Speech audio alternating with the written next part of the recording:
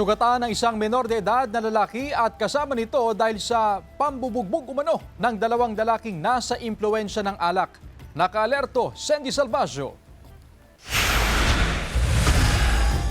Sa videong ito, makikita ang isang lalaking nakahiga sa gilid ng kalsada habang ang isa pang lalaki mistulang hinahamon ang nakahigang lalaki.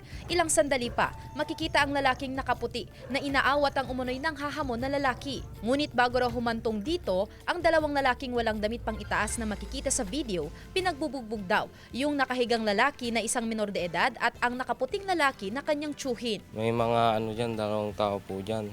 Narang po kami agad sa daan dun sa may Acacia. Tapos sabi sa amin, tinanong kung may problema kami. Ang sabi naman po namin, wala. Biglan nila kaming nilusutan sa motor, tapos sinarang po yung motor sa daan ulit. Tapos nung pagkapaba po yung lalaki, bigla niya na lang ako sinuntok sa mukha. Tumagal daw ng ilang minuto ang panununtok sa kanila at binantaan pa raw sila. Nagtamo ng galos, bukol sa ulo at sugat sa baba at kili ang menor de edad habang napuruhan din sa ulo at pasa sa katawan at mata ang tinamo ng kanyang tsuhin. Nung dumating na kami, wala na, hindi na po sila nag-aaway. Yung sagutan lang po yung naabutan namin.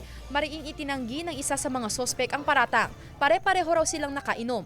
Binobombohan daw ng isa sa mga biktima ang andar ng kanilang motorsiklo sa tapat nila at umano'y nanigaw pa. At nang magpang-abot sa pinangyarihan ng insidente, tatanungin na po sana namin siya.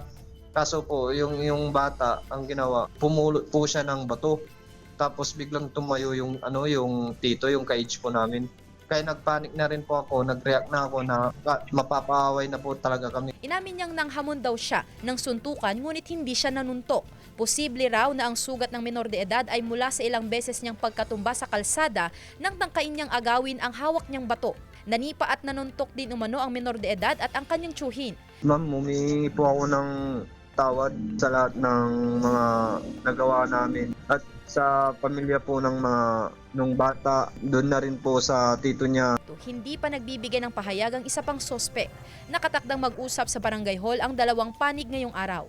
Kasama si Henry Duminsil, Sandy Salvaggio, One North, Central Luzon.